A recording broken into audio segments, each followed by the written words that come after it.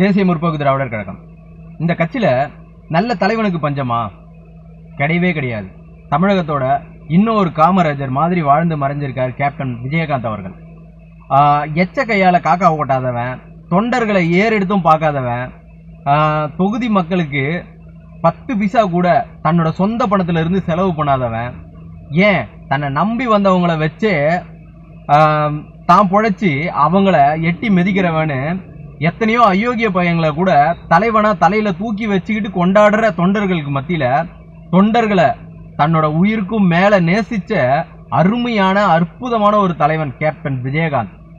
ஆனா இந்த கட்சியில இருக்கிற தொண்டர்கள் சிலர், எல்லாரையும் நான் சொல்ல மாட்டேன், சிலர் எந்த அளவுக்கு கடைஞ்செடுத்த அயோக்கிய பயல்களா இருக்காங்கன்றத நீங்க நிறைய பேர் பார்த்துருக்கலாம்.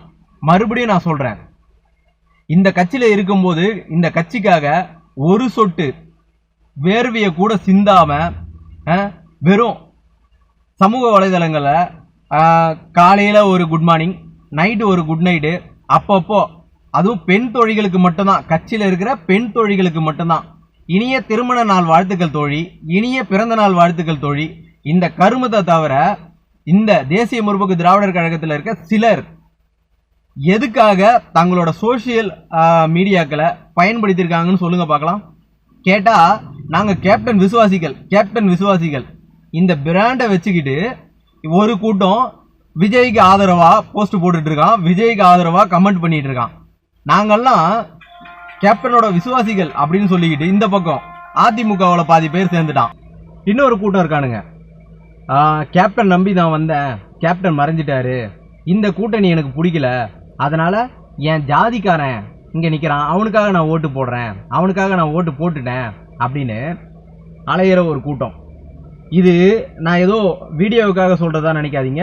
உண்மையிலேயே இந்த தேர்தலில் நான் பார்த்த காட்சி. நிறைய பேர் தான் இங்க ஒரு வேலை பார்த்தேன், எனக்கு சம்பள பாக்கி வரல, இந்த சம்பள பாக்கி வாங்கி கொடுக்கறதுக்கு என் கட்சி வரல, என் கட்சியில முக்கியமான பிரமுகர்கள் வரல. இது வரைக்கும் அவனை நான் கிட்டத்தட்ட ஒரு 4-5 வருஷத்துக்கு மேல பார்த்துட்டு இருக்கேன். தேசிய முற்போக்கு திராவிடர் கழகத்தை பத்தியோ கேப்டன் விஜயகாந்தை பத்தியோ ஒரு பதிவு கூட சோசியல் மீடியாவில் பதிவு பண்ணாத கம்முனாட்டி பைய அப்படியே அதிமுகவில் சேர்ந்ததுக்கு அப்புறம் அந்நியாரை பத்தி தரக்குறைவான வார்த்தைகள்ல அவ்வளோ விமர்சனங்களை வைக்கிறான், அவ்வளோ போஸ்டுகளை போடுறான். ஆனா இங்க இருக்கும்போது எச்ச கையால கூட ஒரு காக்கா ஓட்டுனது கிடையாது, ஏன் ஒரு நல்ல தலைவனை பத்தி ஒரு பதிவு கூட பண்ணது கிடையாது. இப்படி இருந்தா தேசிய முற்போக்கு திராவிடர் கழகம் எப்படி வளரும்? எத்தனையோ அயோக்கிய பசங்களை கூட தலைவனா வச்சிருக்கிறவெல்லாம் பாருங்க எப்படி போஸ்ட் போடுறான், அடுத்த சிஎம்ஏ நாங்க தான், எங்க தலைவன் அதை பண்ணிடுவான் இதை பண்ணிடுவான் அப்படின்னு இவனுங்களா உருட்டுறானுங்க. ஆனா எல்லா தகுதியும் இருந்தும் தமிழகத்தோட 3வது பெரிய இயக்கமா இருக்கிற தேசிய முற்போக்கு திராவிடர் கழகத்தை பத்தி ஒரு பதிவு பண்ண கூட இந்த இயக்கத்துல ஒரு தொண்டர் இல்லையா? எல்லாரும் உங்களுக்கு வேலை முக்கியம்தான், ஆனா கட்சியோட வளர்ச்சியும் முக்கியம், அதையும் கொஞ்சம் கவனத்தில் வச்சுக்கோங்க. இப்போவும் சொல்லுவேன், நான் ஏற்கனவே சொல்கிறது தான், சத்திரியனாக இருக்கிறத விட சாணக்கியனாக இருக்கிறது ரொம்ப முக்கியம். சுத்த தங்கமாக இருந்தீங்கன்னா உங்களை பீரோக்குள்ளே பூட்டி மட்டும்தான் வைப்பாங்க, கொஞ்சம் செம்பையும் கலந்தால் மட்டும்தான் உங்களை நகையாக செஞ்சு கழுத்தில் மாட்டிப்பாங்க. சுத்த தங்கமாக இருந்ததுனால தான் கேப்டன் விஜயகாந்தை இவ்வளோ சீக்கிரத்தில் நம்ம இழந்துட்டோம். அவர் ஆசைப்பட்ட இடத்துல மக்களுக்காக எப்படி எங்கேருந்து சேவை பண்ணணும்னு நினைச்சாரோ அதை நிறைவேற்ற முடியாமல் போனதுக்கு முக்கிய காரணம் தேசிய முற்போக்கு திராவிடர் கழகத்தில் இருக்க தொண்டர்கள் தான். நேர்த்திக்கு வந்த விஜய், எச்ச கையால காக்கா ஓட்டாத விஜய், தொண்டர்களை நாயை விட கேவலமாக மதிக்கிற ஒரு விஜய். ஆனால் அவனுக்காக நண்டு சிண்டு கூட தேர்தலில் ஓட்டு கேட்டுச்சு. கேப்டன் விஜயகாந்தோட தொண்டர்கள் எல்லாம் 30 வயதை கடந்தவங்க தான் அதிகம்னு சொல்லுவாங்க.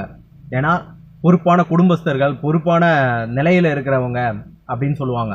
ஆனால் அவங்களால கூட முடியாத ஒரு விஷயத்த சின்ன பசங்க, ஸ்கூல் படிக்கிற பசங்க பண்ணுற அளவுக்கு வந்துட்டாங்க, துணிஞ்சிட்டாங்க. கட்சிக்காக நாங்கள் எதையும் பண்ணுவோம், விஜயகாந்துக்காக நாங்கள் எதையும் பண்ணுவோன்ற ரேஞ்சுக்கு பண்ணிட்டு இருக்காங்க. ஆனால் நீங்கள் கட்சிக்கு விசுவாசமாக இருங்க. முக்கியமாக வளைவு சுழிவுகளை தெரிஞ்சு நடந்துக்குங்க, அதுதான் அரசியல். அது தெரியாமல் இங்கே நிறைய பேர் வாழ்ந்துட்டு இருக்கீங்க. சில பேர் ஒரு கூட்டம் இருக்குது, ஐயோ திமுக கூட போய் சேர்ந்துட்டாங்க ப்ரோ, அதனால எனக்கு அந்த கட்சி பிடிக்கல, அதனால இந்த ஜாதிக்கு இந்த ஜாதி நான் இந்த ஜாதி யாரன் என் தொகுதியில் நிற்கிறான் அவனுக்கு நான் ஓட்டு போட்டேன். வெக்கமா இல்லை?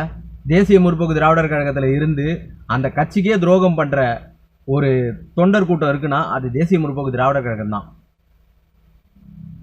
நான் ஏதோ வீடியோக்காக சொல்கிறதா நினைக்காதீங்க, உண்மையிலேயே நான் சொல்கிறேன். மற்ற கட்சியெல்லாம் தன்னோட தொண்டர்கள் தன்னோட தலைவன் எப்படி இருந்தாலும் பரவாயில்ல, கட்சி எப்படி இருந்தாலும் பரவாயில்ல, எவ்வளோ கோடி ஊழல் பண்ணாலும் பரவாயில்ல, ஆனால் என் கட்சிக்காக நிற்பேன், அவங்களுக்காக குரல் கொடுப்பேன் அப்படின்னு நிற்கிற தொண்டர்களுக்கு மத்தியில் தான் சொந்த கட்சிக்கே துரோகம் பண்ணுற தொண்டர் கூட்டம் அதிகமாக இருக்கிற ஒரு இயக்கம் எதுன்னா தேசிய முற்போக்கு திராவிடர் கழகம் தான். நான் சொல்கிறது உண்மைன்னாலும் பொய்யினாலும் அது உங்களோட விருப்பம். பட் ஆனால் யோசிச்சு பாருங்கள், உங்களுக்கே புரியும்.